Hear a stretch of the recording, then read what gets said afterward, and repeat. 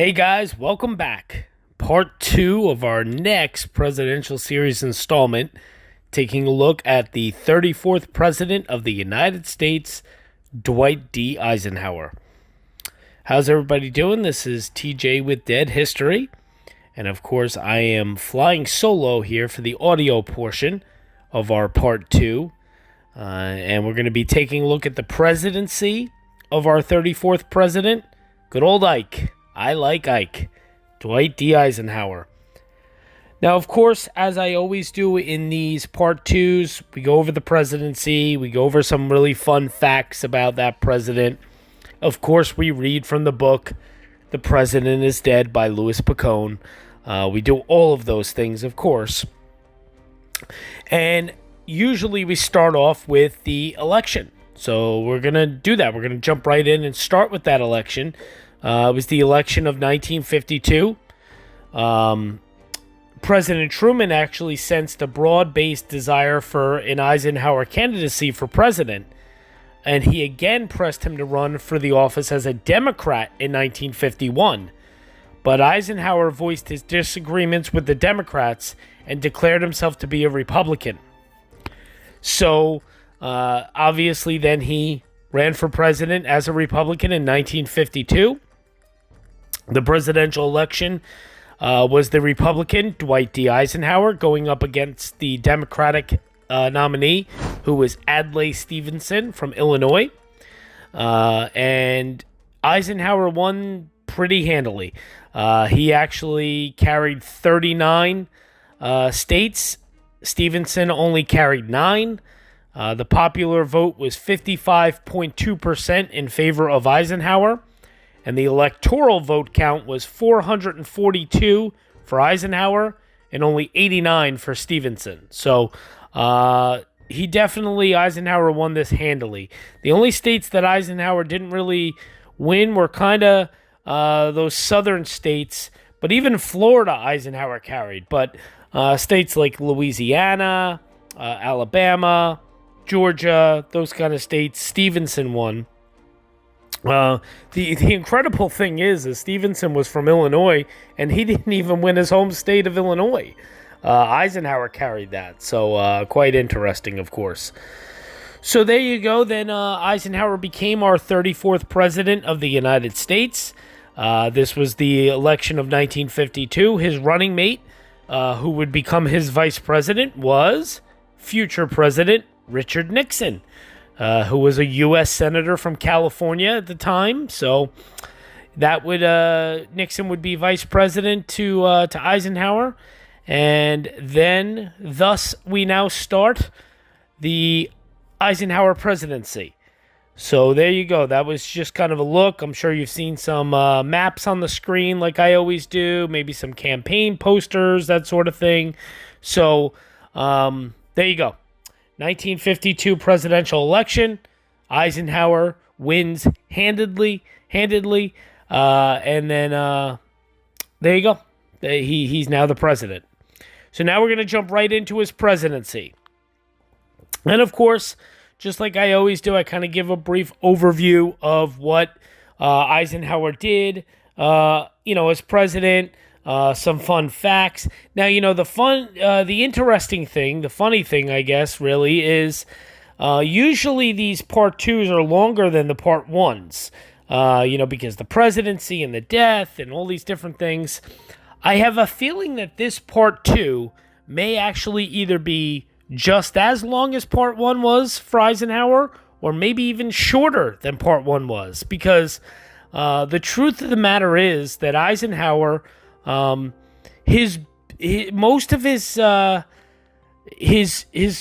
bulk of his fame, I guess you could say, yes, being president, of course, but was really his military career. His rise in the ranks throughout the military was really kind of the bulk of a lot of the information as far as Eisenhower goes. So here we go. So in 1952, with Truman's popularity sagging during the ongoing war in Korea, leading Republicans approached Eisenhower and persuaded him to make a run for president. and after mixed results in primary elections against the Republican frontrunner Senator Robert A. Taft of Ohio, Eisenhower resigned his commission in the Army and returned from his NATO base in Paris in June of 1952. And at the party's national convention that July, he won the Republican nomination on the first ballot under the slogan, "I Like Ike." And with Senator Richard Nixon of California as his running mate, Eisenhower then defeated Adlai Stevenson to become the 34th President of the United States. Eisenhower would beat Stevenson again 4 years later in a landslide to win re-election, despite health concerns after suffering a heart attack in 1955, which we'll get into all that, of course. So, just a brief overview. Here we go. Eisenhower seemed just the person to govern the United States, to lead the United States during the Cold War. Because when the country's security is threatened, who better than the commanding general, than a 5-star general?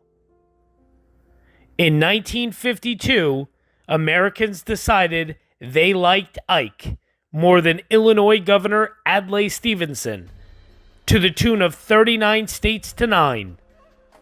Eisenhower was the first Republican elected in 20 years. Almost half the population, 75 million people, watched as the 34th president was inaugurated on television. Dwight David Eisenhower, at 62 years old, became the 34th president of the United States of America. Eisenhower was committed to the cause of an internationalist response to the Soviet Union, working with its allies to combat the Soviet threat. I think he had the standing as the war hero that he was, to be able to conduct a foreign policy, and particularly a defense policy that might have been harder for just about any other president to manage. General Eisenhower understood from firsthand experience the cost and risk of committing troops to battle. He preferred covert action in proxy wars, using the CIA to topple communist regimes in Iran and Guatemala, and providing funds and advisors to create and shore up South Vietnam.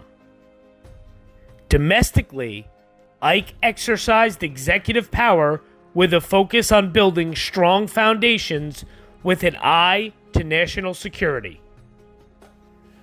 Initially, the Federal Highway Act was sold as a national security measure designed to evacuate American cities in case of nuclear attack or move U.S. troops in case of a Soviet invasion. But quickly, the federal highway system proves to be an enormous boon to the United States economy. Basically, everything that Eisenhower does in domestic affairs is in some ways linked, at least in his mind, to national security concerns. Eisenhower pushes for more federal aid to education, especially science, technology, foreign languages, education areas that are perceived as important for national security. While America in the 1950s enjoyed a lengthy period of prosperity, the cloud of nuclear annihilation was ever present.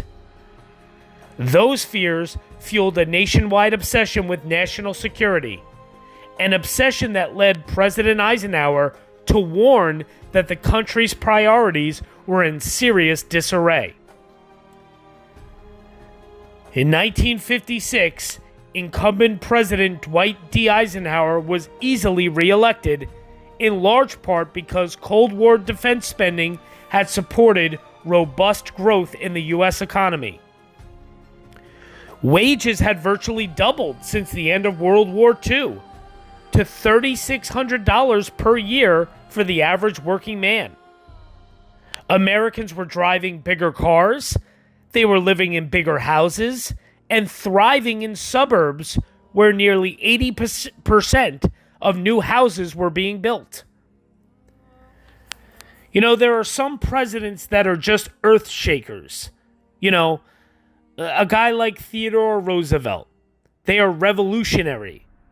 Then you have people like Dwight Eisenhower, who is a ground smoother.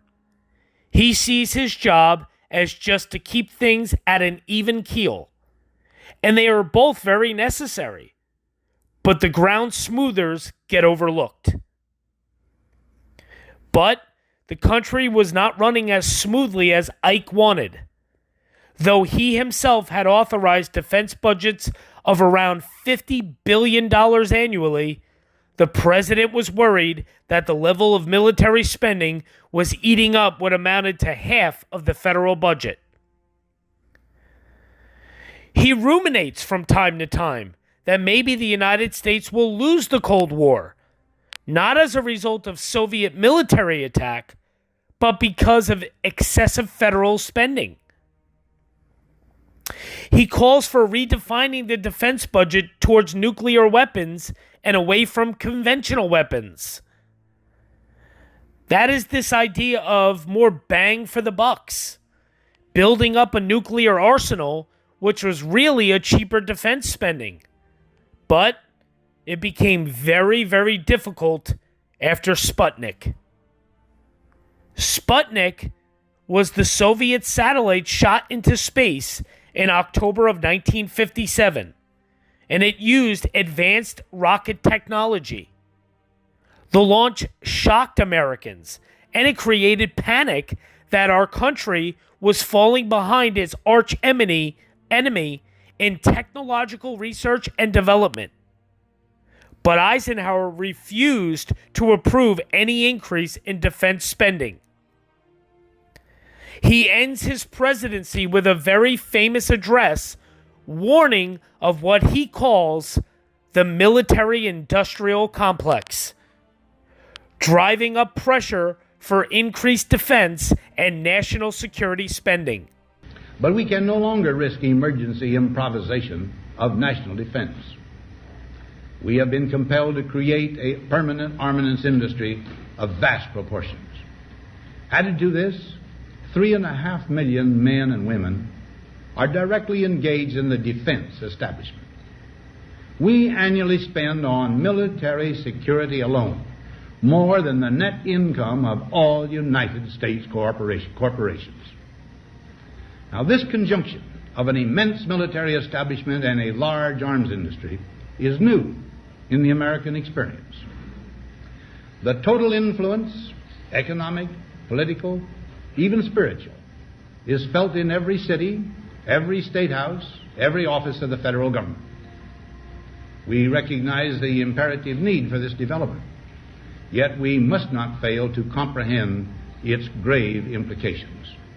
Our toil, resources, and livelihood are all involved. So is the very structure of our society.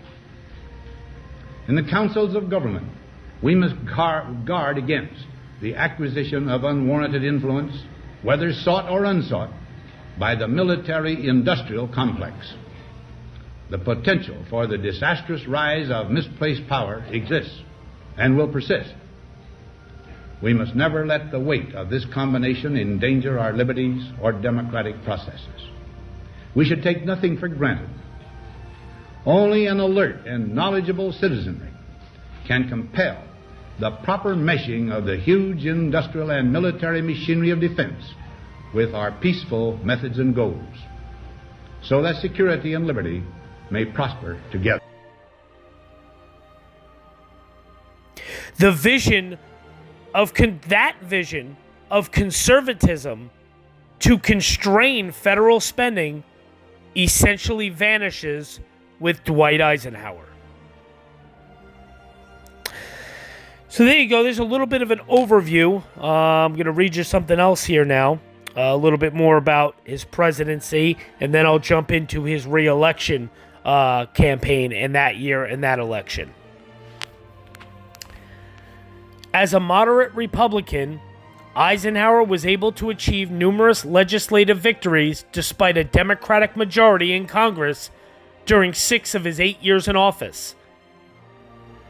His domestic policy, in addition to continuing most of the New Deal and Fair Deal programs of his predecessors, FDR and Truman, he strengthened the Social Security program, increased the minimum wage, and created the Department of Health, Education, and Welfare.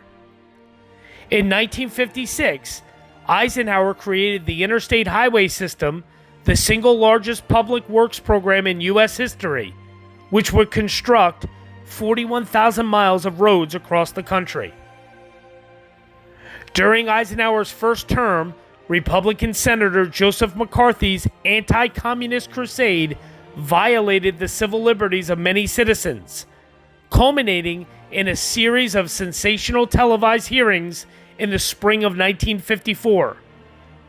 To preserve party unity, Eisenhower refrained from publicly criticizing McCarthy, though he privately disliked the senator and worked behind the scenes to diminish McCarthy's influence and eventually discredit him. Eisenhower was even more hesitant, however, in the realm of civil rights for African Americans. In 1954, the case of Brown versus the Board of Education of Topeka, the U.S. Supreme Court had ruled that school segregation was unconstitutional.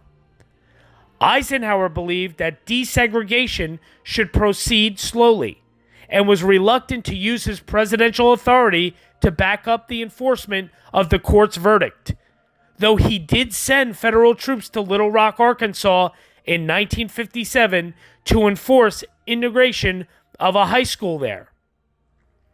Eisenhower did sign civil rights legislation in 1957 and 1960 providing federal protection for black voters. It was the first such legislation passed in the United States since Reconstruction. So now a little bit about his foreign policy. Soon after taking office, Eisenhower signed an armistice ending the Korean War. Aside from sending combat troops into Lebanon in 1958, he would send no other armed forces into active duty throughout his presidency, though he did not hesitate to authorize defense spending.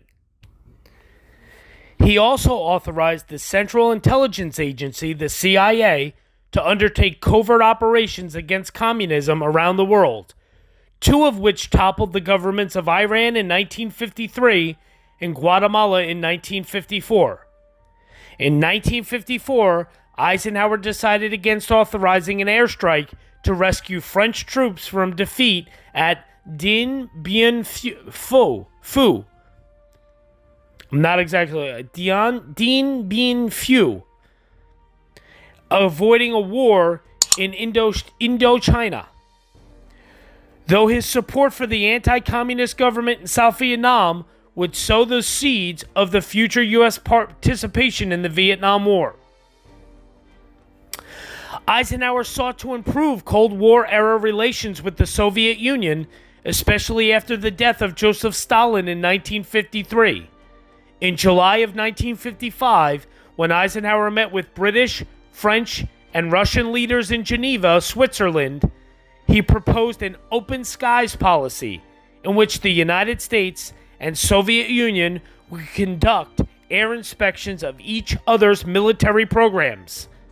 The USSR rejected the proposal, though it won international approval. Under the rising threat of Soviet nuclear weapons technology, Eisenhower and Secretary of State John Foster Dulles did succeed in strengthening NATO and in creating the Southeast Asia Treaty Organization to combat communist expansion in that region.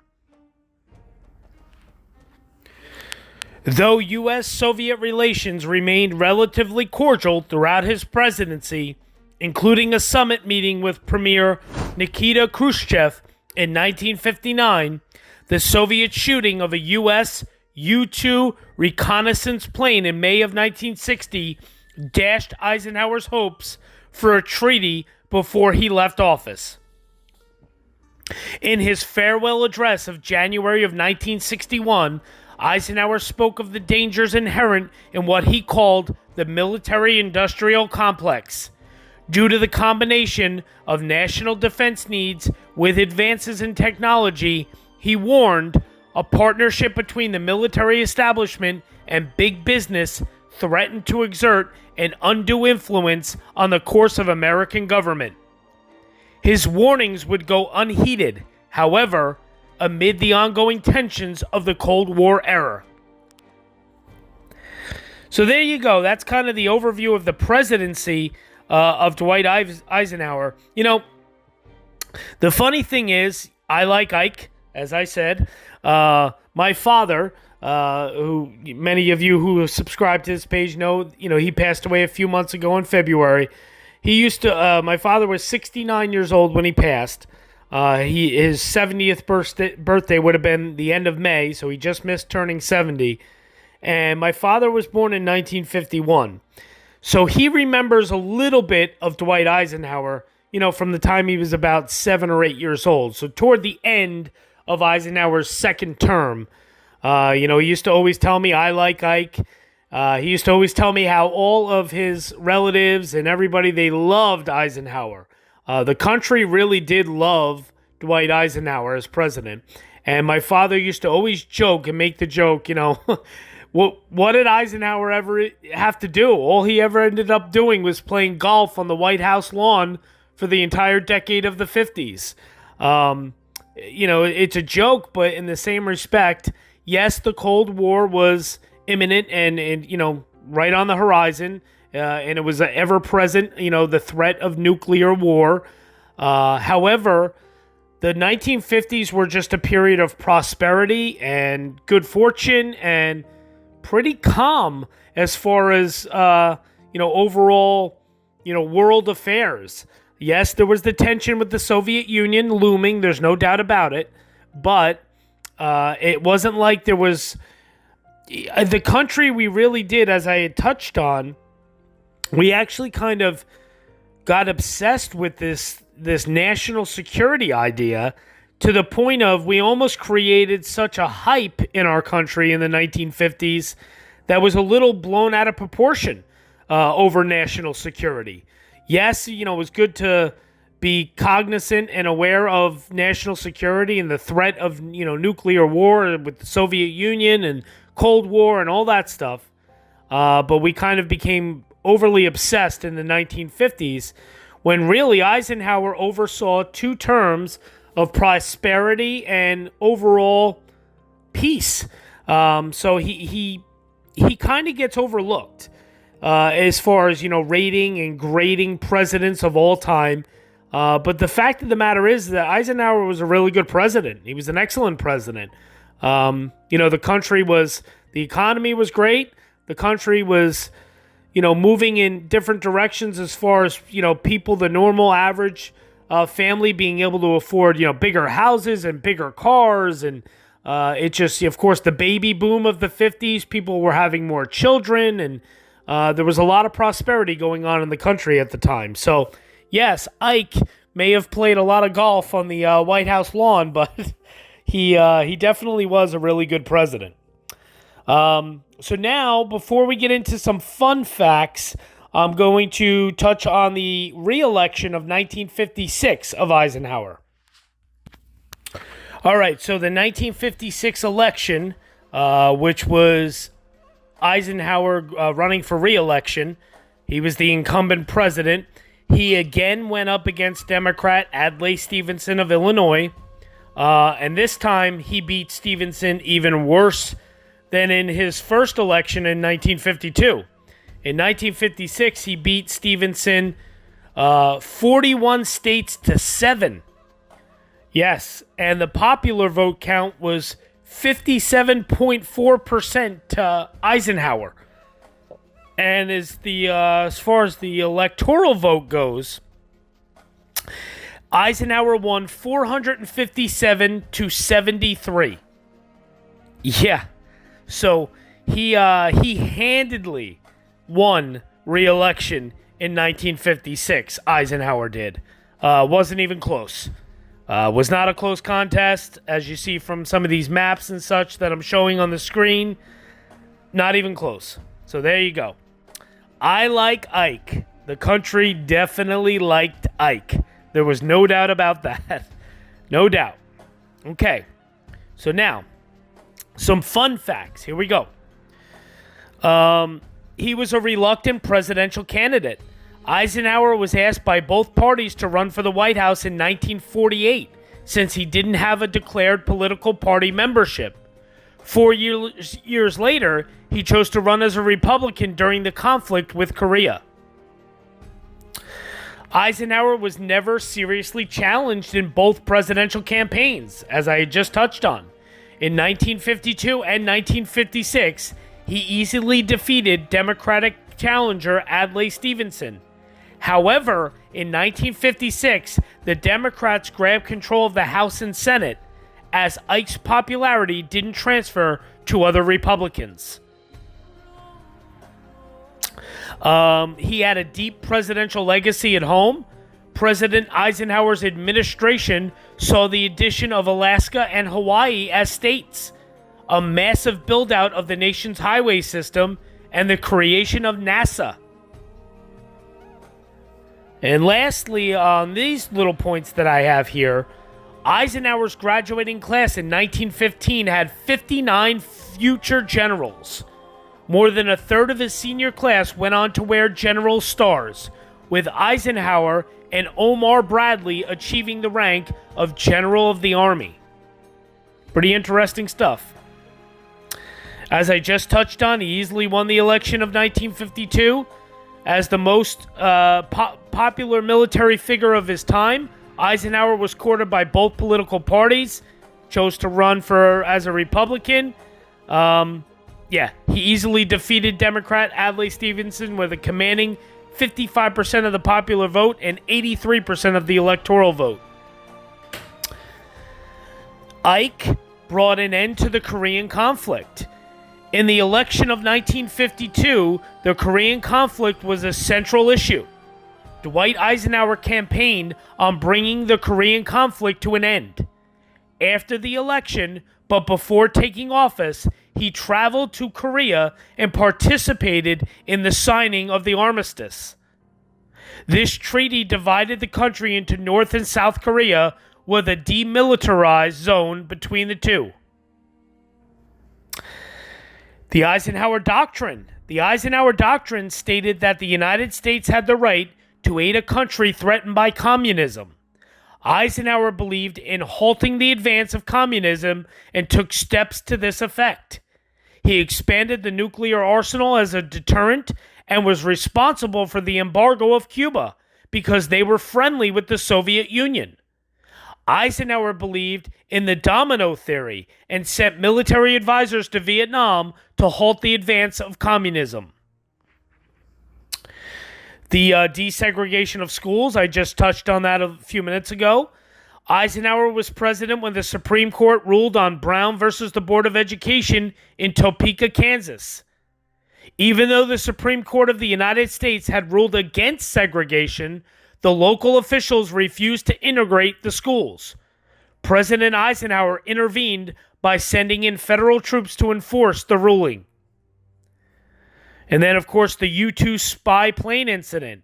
In May of 1960, Francis Gary Powers was shot down over the Soviet Union in his U-2 spy plane. Powers was captured by the Soviet Union and held prisoner until his eventual release in a prisoner exchange. This event negatively impacted an already tense relationship with the Soviet Union. So there you go there. Both parties wanted him to run for president, as we had said. Read a little bit more into that. In 1945, President Truman began nudging Eisenhower toward running for president, and 2 years later, he promised to be his running mate on the Democratic ticket in 1948. Eisenhower refused, claiming he had no ambition for the job, but by the 1952 election, both parties were begging him to be their candidate. The public didn't know Eisenhower's party affiliation until he declared himself a Republican in 1951, at which time the draft Eisenhower efforts resumed and intensified on the GOP side. In January of 1952, Congressman Henry Cabot Lodge Jr. submitted Eisenhower's name to the New Hampshire Republican primary without Eisenhower's permission, which forced the general to make a public statement. He declared that he wasn't actively seeking the nomination, but that he'd serve if asked. After 25,000 showed up for a rally at Madison Square Garden and Eisenhower bested far-right Senator Robert Taft in the New Hampshire primary, Eisenhower announced an official candidacy, saying, "Any American who would have that many other Americans pay him that compliment would be proud, or he would not be an American." It turns out the Democrats were doomed as soon as Eisenhower said he was a Republican. So there you go. He presided over desegregating the military and the schools. President Truman started the process of desegregating the military in 1948, but President Eisenhower completed it by actively campaigning, using budgets as leverage, and declaring racial discrimination a national security issue.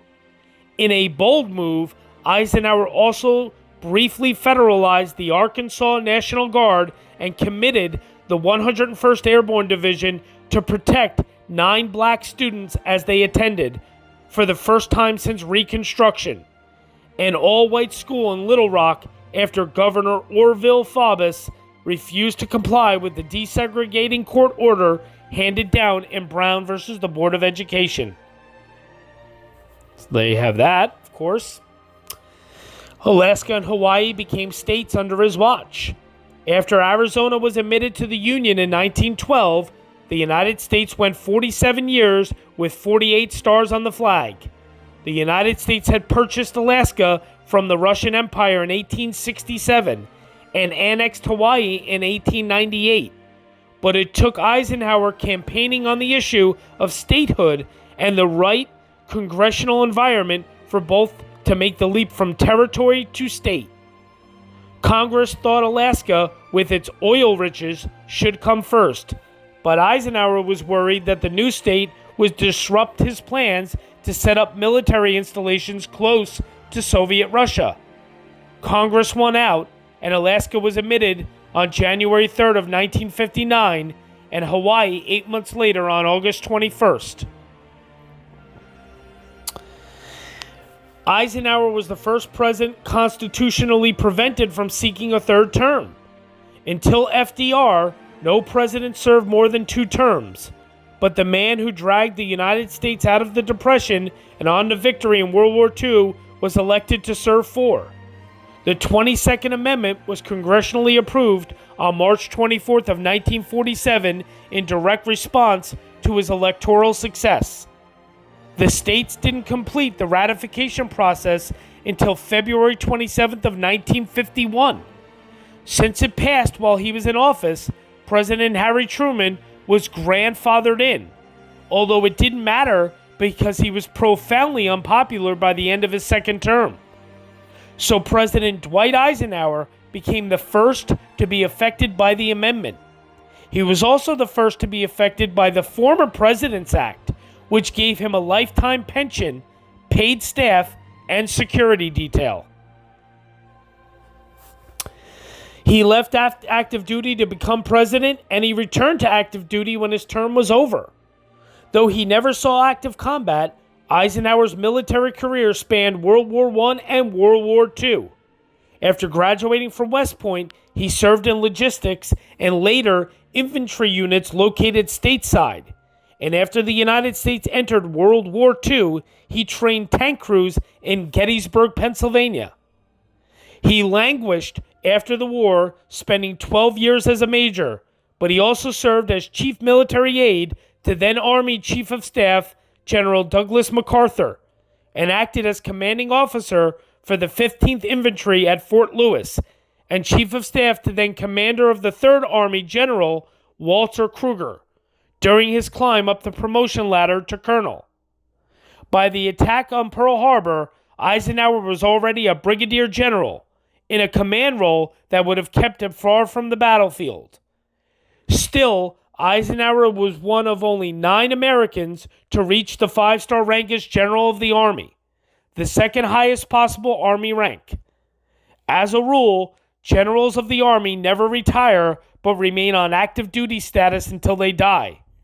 That's why President John F. Kennedy signed a public law on March 22nd of 1961, returning Eisenhower to active duty at his 5-star rank following Ike's presidential service. You may have seen the insignia of the General of the Army, 5 stars in the shape of the star, posted on highway signs commemorating Eisenhower's military service and infrastructure expansion. So there you go.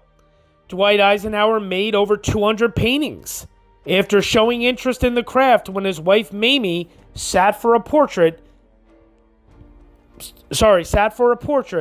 Then president of Columbia University, Dwight Eisenhower, received a paint kit from the artist Thomas E. Stevens. Still, it wasn't until he was 58 and when Winston Churchill encouraged him that Eisenhower took up painting seriously as a hobby.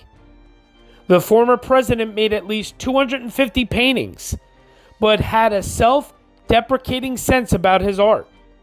At an exhibition of his work at the Huntington Hartford Museum in 1967, a reporter asked Eisenhower about the symbolism of one of the works. Dwight Eisenhower replied, "They would have burned this shit a long time ago if I weren't the President of the United States." Thought that was pretty funny. Good stuff. Eisenhower, once he banished the White House's squirrels because they were ruining his putting green. In the spring of 1954, the American Public Golf Association installed an outdoor putting green just steps away from the Oval Office. To the dismay of Eisenhower, who was an avid golfer, the squirrels who roamed the White House grounds continually dug up the putting green to bury their acorns and walnuts. "The next time you see one of those squirrels go near my putting green, take a gun and shoot it," he ordered his valet, Sergeant John Money. The Secret Service, however, wisely avoided the use of guns, and instead, groundskeepers trapped the squirrels and released them into Rock Creek Park. Pretty funny. Those damn pesky squirrels. His first son died of scarlet fever at age 3. Dwight and Mamie Eisenhower's first son, Dowd Dwight, was born on September 24th of 1917. Little Icky was a happy child, but as Christmas 1920 approached, he felt ill with scarlet fever. The illness soon morphed into meningitis, and the 3-year-old died on January 2nd of 1921. And the following year, the couple had their only other child, John Eisenhower. As we know, he was once president of Columbia University. We talked about that. He was an avid painter in his later years. We knew that. Among his more than 200 paintings were landscapes and portraits of his wife, George Washington and Abraham Lincoln. And yes, so pretty cool stuff. Actually, with his painting, during his years in the White House, Eisenhower paid a visit to a small second-floor studio to paint for 10 minutes before lunch. Thought that was pretty cool, so he painted while he was in the White House. Dwight Eisenhower was actually the first president to ever ride in a helicopter. At Eisenhower's suggestion, the Secret Service approved of the use of helicopters as a more efficient and safer means of travel than limousines for short trips to and from the White House. On July 12th of 1957, Eisenhower became the first president to employ the new aviation technology when he rode in a 2-passenger Bell H-13J helicopter to Camp David as part of a test of White House evacuation procedures. During his second term, he regularly used helicopters to fly to Camp David and to his farm in Gettysburg, Pennsylvania. While president, Eisenhower spent nearly 2 months in the hospital. During a September 1955 vacation in Colorado, Eisenhower suffered a heart attack and was rushed to Denver's Fitzsimmons Army Hospital. He remained in the hospital for nearly 7 weeks. His staff took over the hospital's 8th floor, and with the president's approval, Vice President Richard Nixon ran cabinet meetings. The following year, Eisenhower underwent an intestinal bypass operation. In spite of his health issues, Eisenhower ran for re-election in 1956 and won in a landslide. And William Randolph Hearst offered Eisenhower a job as a journalist. During his years in the military, Eisenhower gained a reputation as an excellent writer. He authored speeches, letters, reports, and staff studies for top brass, including Douglas MacArthur, as well as the Secretary of War.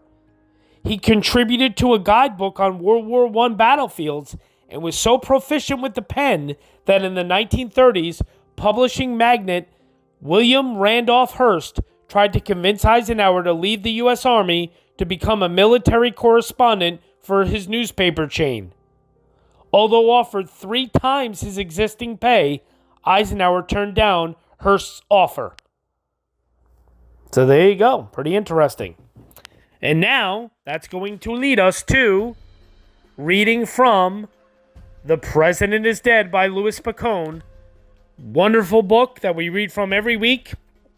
And this is going to be going over the death and the funeral and the burial site of our 34th president, Dwight David Eisenhower.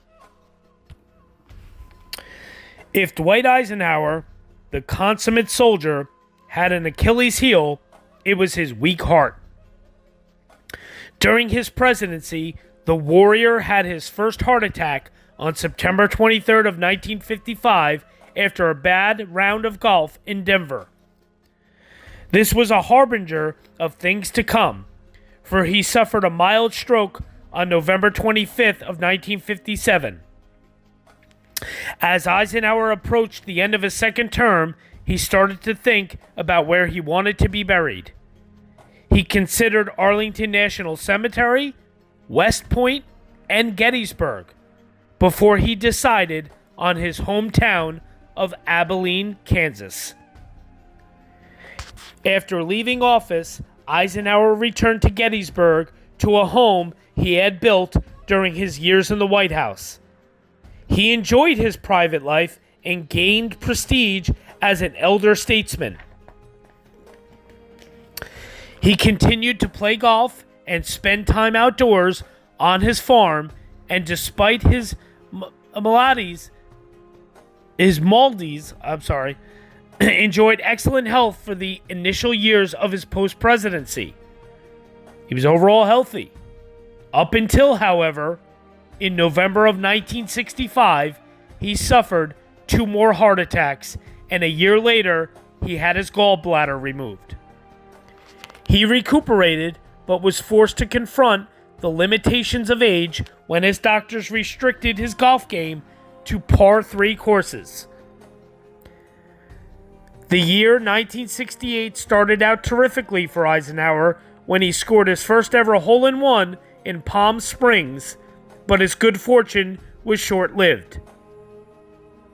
While visiting California on April 29th, he suffered his 4th heart attack, and in 2 weeks later, on May 14th, he was admitted to Ward 8 of Walter Reed Army Hospital in Washington, D.C., where he was destined to remain for the rest of his life. He suffered yet another heart attack on June 15th, but the general could still bounce back. A month later, on July 15th, he was feeling good enough to receive a visit from his former presidential candidate, Richard Nixon. He was also visited by President Lyndon Johnson on August 2nd. During Nixon's visit, Eisenhower agreed to endorse him. On August 5th, Eisenhower dressed in a suit and spoke from his hospital room. His endorsement was broadcast to the Republican convention. The very next day, he suffered another heart attack, and fibrillations caused his heart to stop pumping blood. Using electric impulses, the doctors were able to restore the heart, and within a week, the fibrillation stopped. On August 16th, Eisenhower suffered an astounding 7th heart attack. Many felt the grim specter of death was imminent, but Eisenhower again proved them wrong, and on October 14th, he celebrated his 78th birthday in the hospital. From his window, he waved an appreciation to the Army band after they played a tribute to him outside. The year ended, as it started, on a high note when he topped a Gallup survey as the most admired man in America. Some held him in such high regard that they contacted Walter Reed to offer their hearts to use as a transplant. On February 23rd of 1969, he was again in surgery to repair a blockage caused by damage from an earlier operation on his intestines. The surgery left him frail and physically and mentally exhausted, but hopeful he could now gain weight. His hopes were thwarted 4 days later when he developed pneumonia. Doctors gave him antibiotics, but on March 15th of 1969, he suffered congestive heart failure, leaving his vital organs severely damaged. To fill the monotonous hours during his 11th month hospital stay, Eisenhower enjoyed reading and listening to music. On March 24th, he felt compelled to write his favorite artist, Irving Berlin, to let him know what pleasure you have brought me, not only during my recovery, but for many years. But he knew the end was near, and at the end of March, Reverend Billy Graham visited to offer spiritual consultation. On Friday morning, March 28th of 1969, Eisenhower lay surrounded by his doctors and nurses, his son John, and his wife Mamie. Exhausted and weak, he still had a little vigor left. Irritated by the glare from the window, he barked at John and Dr. William Hall to pull down the shades. They dutifully obliged, but Eisenhower again issued a command: "Pull me up from the bed." After they had done as instructed, but not to the general's satisfaction, Eisenhower berated them. "Two big men. You can do better than that." After they did as ordered, Eisenhower told his son, "I want to go. God take me." These were his last words. And on March 28th of 1969, Dwight Eisenhower died peacefully at 12:25 p.m. In 1966, Eisenhower had developed his official state funeral plans. He had signed off on the general arrangement, and shortly after his death, the Military District of Washington released a minute-by-minute, 54-page report detailing exactly what would occur over the ensuing days. In the end, his plans were carried out with the military procession that would have pleased the general. His body was transferred without ceremony to Joseph Gawler's son's funeral home at 5 p.m. for preparation.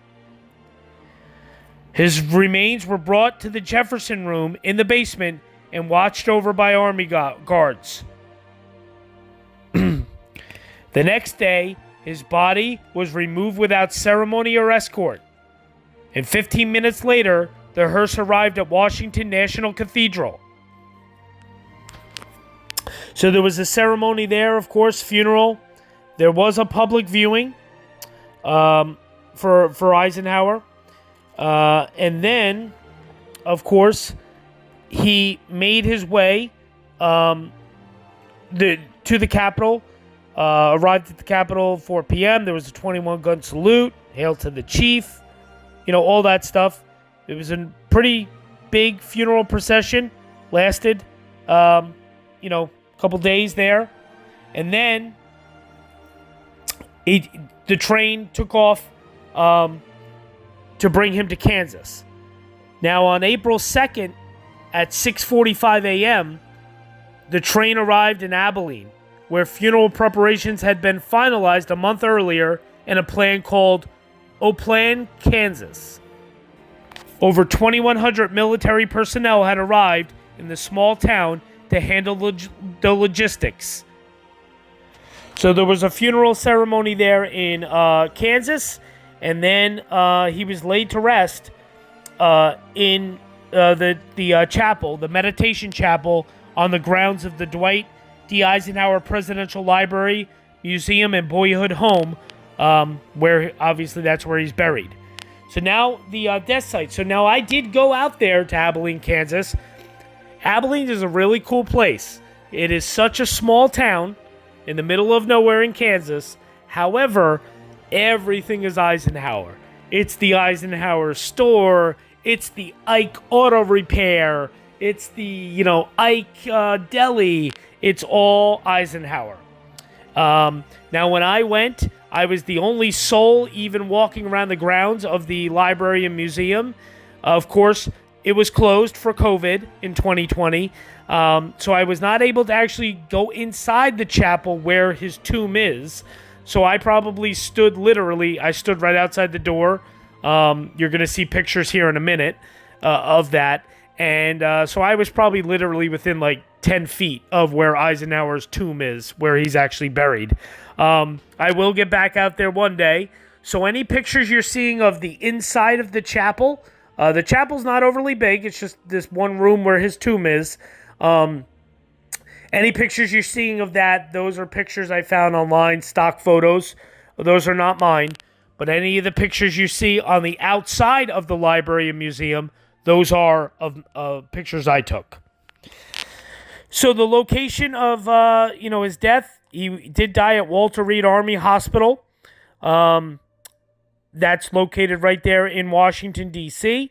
So just to give you guys an idea, he was there for a long time, as I said and read. One curious but unsubstantial rumor regarding the death of Eisenhower is that he actually died hundreds of miles away in New York at the Waldorf Astoria in room 700R and not at Walter Reed. Whoever started this rumor may have confused Eisenhower with Herbert Hoover, who actually did die at the Waldorf. And beyond that hypothesis, how or why this rumor started is unknown.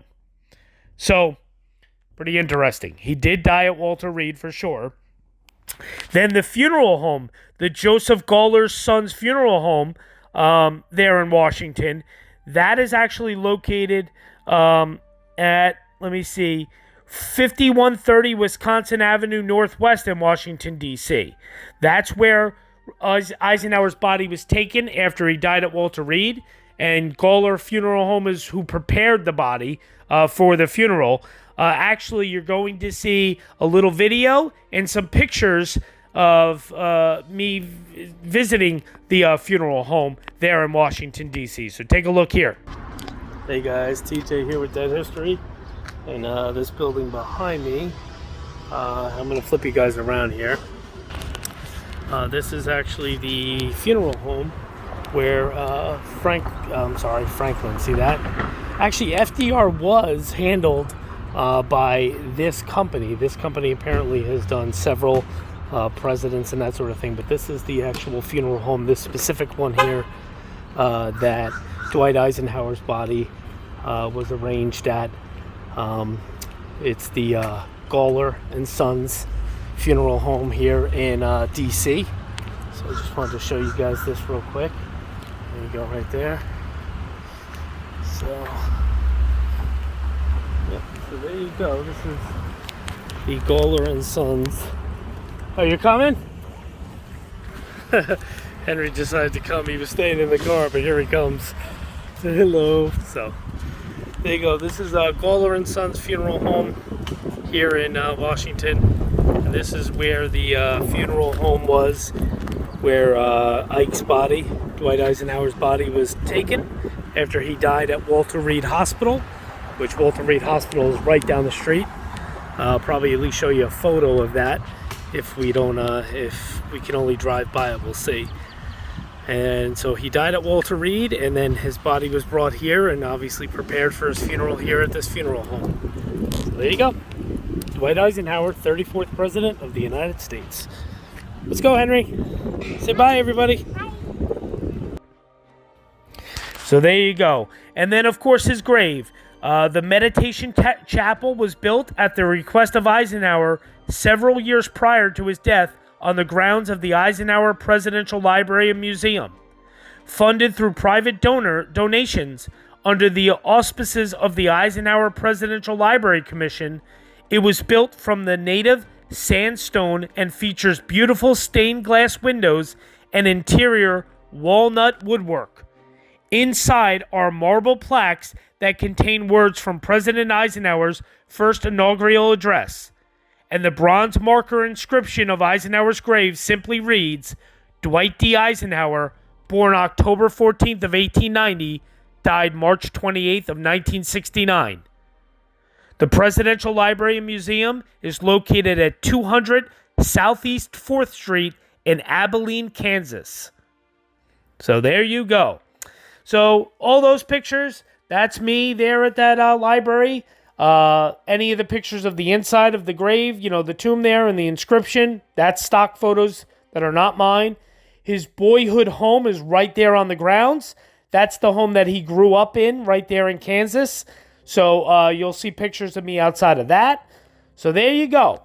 That is the life, legacy, presidency, death, and burial site of our 34th president, good old Ike, Dwight David Eisenhower. Stay tuned for a little bit of bonus footage you're going to see.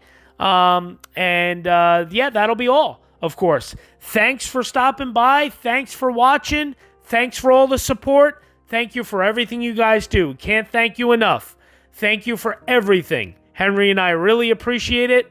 Keep it all coming. Keep the support coming. We really appreciate it. Keep those comments and questions. Anything you want to ask me. I love it when I get a question from one of you guys, like, hey, TJ, have you ever gone here? Or, have you ever considered maybe doing this or going here? I love it. It's great stuff. So thanks so much. Really appreciate it. Stay tuned for some bonus footage, but then, of course, stay tuned for next week as we're going to take a look at one of my favorites, and it was my father's all-time favorite, our 35th president, John F. Kennedy. Thanks so much, guys. Enjoy the bonus footage, and Henry and I will see you next week. Thanks, guys.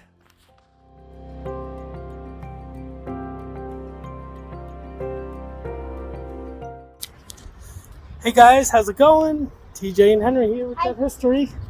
And actually, right behind us and right back over there. Flip you guys around.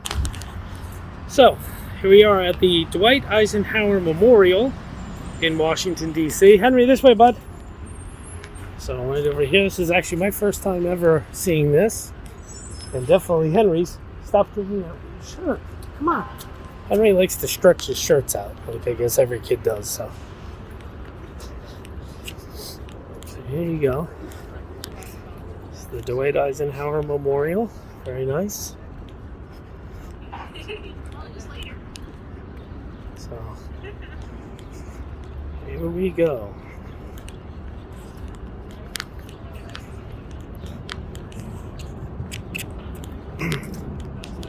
Here we go. There's the second inauguration address, January 21st of 1957. There's Ike. No. There you go, Henry. Stand right there so people can see you. There you go. It's Henry by the Eisenhower Memorial. And then this one over here is when this is the D-Day address. The D-Day address to troops June 6th of 1944. General Dwight Eisenhower. Right there. Very cool.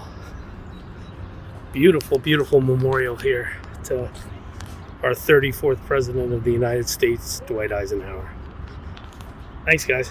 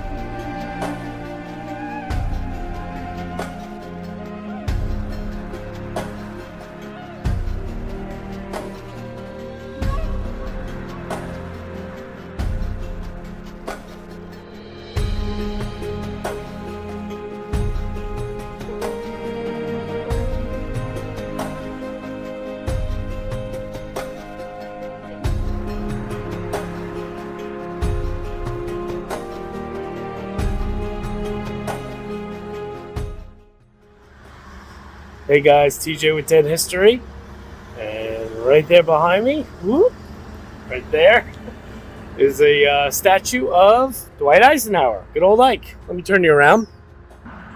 This is actually right outside in a building here at Gettysburg College. So we're on the grounds of Gettysburg College here in Gettysburg, Pennsylvania. And as you see, it says right here, Dwight D. Eisenhower, 34th President of the United States. Tells you all about that. And there's a statue of Ike holding his hat. Pretty cool. Nice statue here, honoring the 34th President of the United States. Good old Ike, Dwight David Eisenhower. So yep, got a couple things to show you guys for some bonus footage today here in Gettysburg, Pennsylvania, based on Eisenhower, so get to it. Thanks, guys.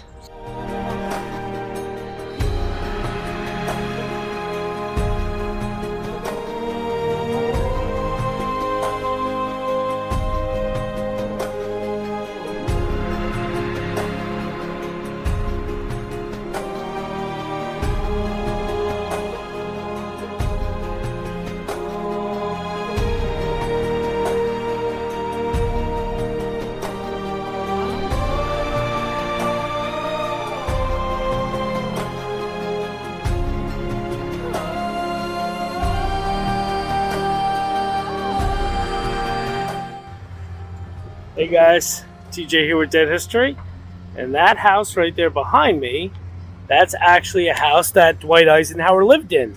I'm going to flip you around.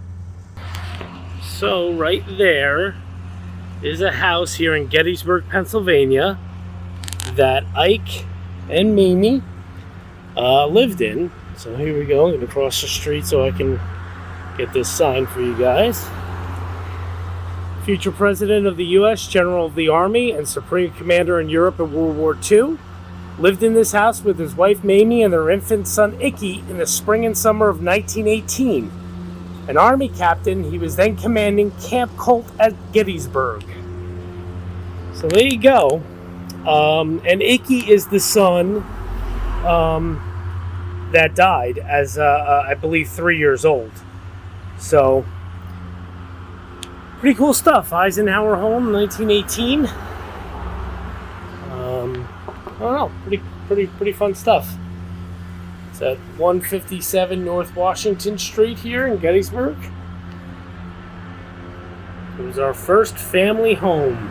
So there you go, pretty cool. Kind of seeing the sign a little bit.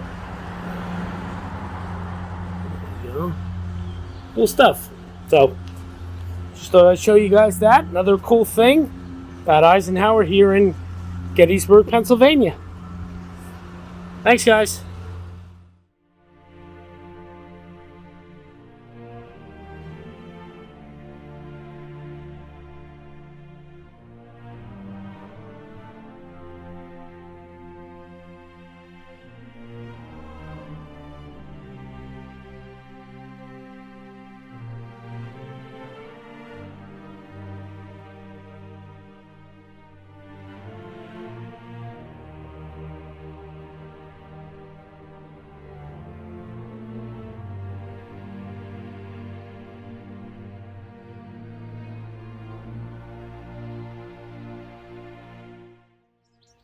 Hey guys, how's it going? TJ here with Dead History, and I am on the grounds of the Eisenhower home here at Gettysburg. Let me flip you around. And there you go. That is the Eisenhower home. See? Good old Ike. But right here is the actual main home of President Eisenhower, his Gettysburg farm home. So, wanted to definitely show you guys this. I thought this was really cool. There you go. The Ike house. So, fun stuff. I don't believe it's open right now. I don't believe. Yep, temporarily closed.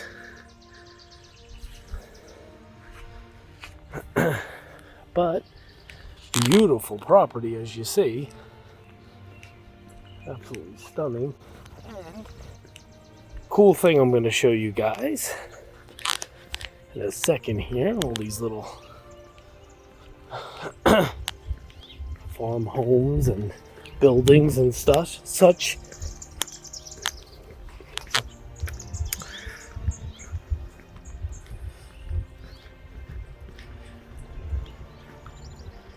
Thought this was fun.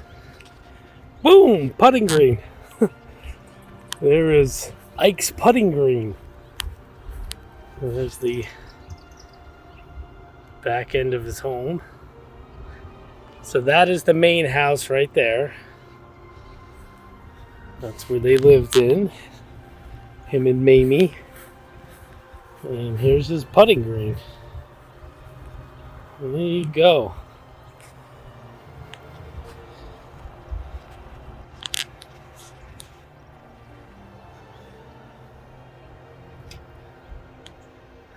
All right. Pretty fun. There we go. Here at the Eisenhower home here at Gettysburg. Hope you guys enjoyed this. Thanks for stopping in and taking a look.